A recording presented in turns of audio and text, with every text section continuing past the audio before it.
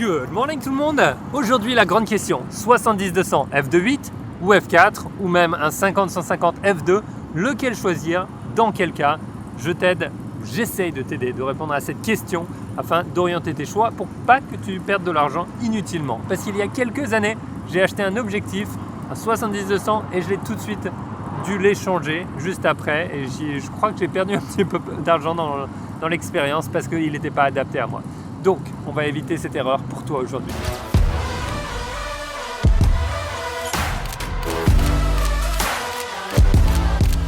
Avant qu'on continue, si tu ne me connais pas, mon nom est Pierre Tellenberg, je suis un photographe de voyage et le créateur de la méthode de 30 jours pour des photos pro.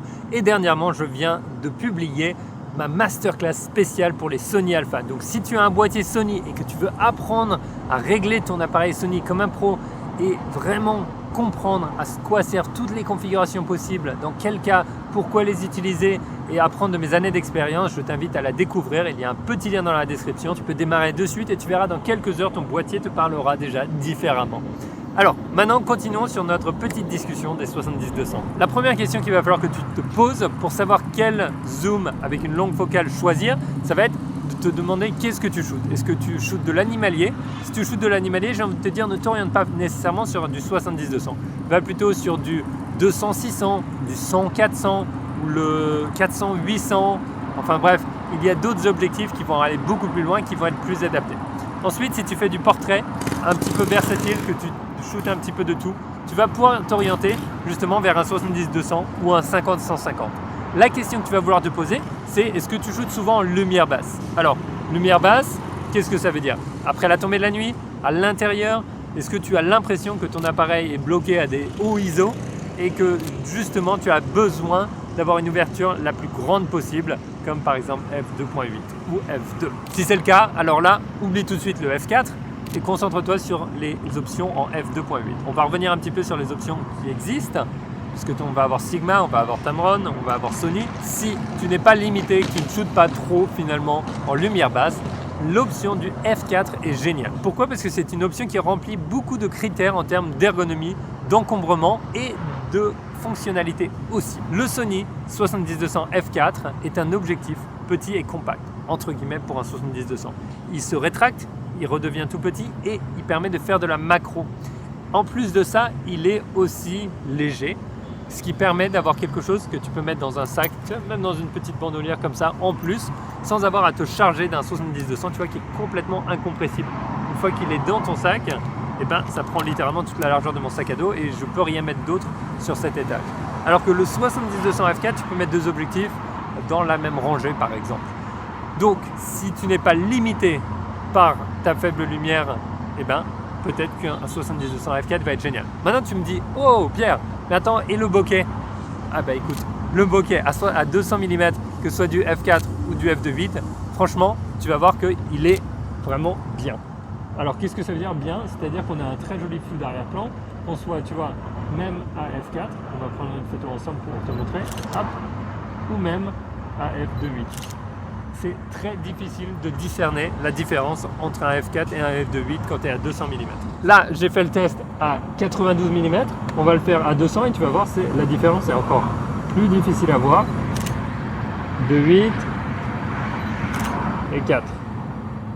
À toi de me dire directement dans les commentaires si tu vois la différence ou pas. Si tu la vois pas, et ben dans ce cas, te prends pas le chou, achète quelque chose de moins cher qui n'a pas besoin d'ouvrir à f2.8. Par contre, tu vas dans des conditions de lumière comme maintenant, là, je suis à f2.8 à 1/50e de seconde, je suis déjà à l'ISO 640 et ça peut vite monter à 2000 ou 3000 ou etc.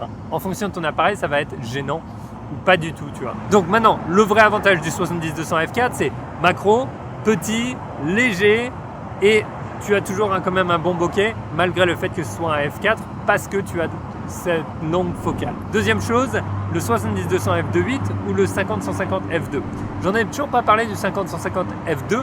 Pourquoi? Parce que pour moi, c'est un objectif vraiment professionnel. Donc, si tu es un professionnel et que tu fais du mariage et que tu as besoin d'un objectif qui ouvre le plus possible, qui donnera l'impression d'être avec une focale fixe de 50 mm à 150, et ben dans ce cas, prends ton 50-150 mm. Tu vas pas perdre beaucoup entre 150 et 200 mm.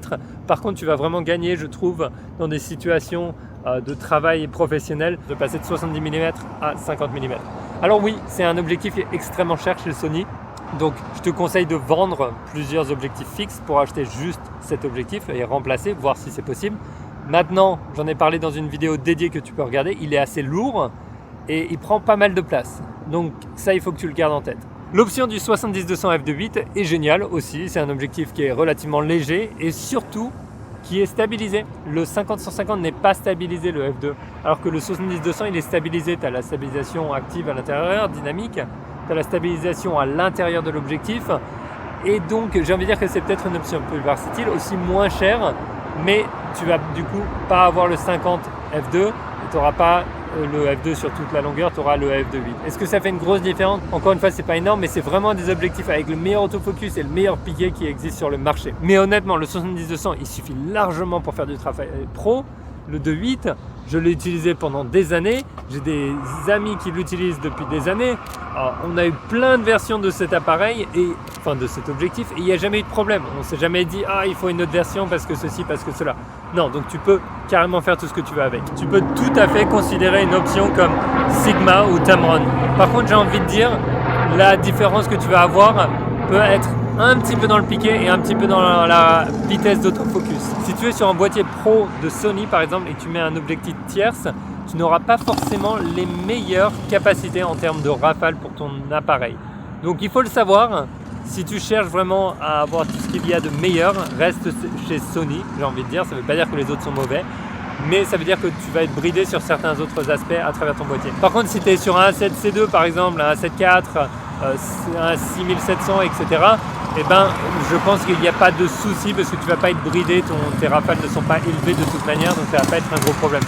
J'ai ces motos qui font énormément de bruit qui arrivent, donc je vais avancer un petit peu par là. Donc ça fait pour des photos, ça pourrait faire des photos un peu cool, mais bon. Il n'y a pas de lampe sur leur moto, donc ça va pas trop marcher. Regarde. Sony ne me paye pas du tout pour faire ces vidéos, je ne veux pas du tout les dénigrer, Sigma et Tamron. Je trouve que ce sont de très bonnes marques et qui font des choses incroyables. Et j'invite d'ailleurs tous ceux qui shootent avec Sigma et Tamron à le mettre dans les commentaires et partager un peu leur expérience. Ça pourra aider la communauté et à celui qui se pose des questions de savoir s'il doit prendre un Sony 70-200 qui coûte super cher ou un Sigma ou un Tamron qui va lui coûter la moitié du prix. Je pense que c'est important d'avoir cette discussion et je te mets toutes les options dans la description aussi que tu vas pouvoir choisir un petit peu ton appareil.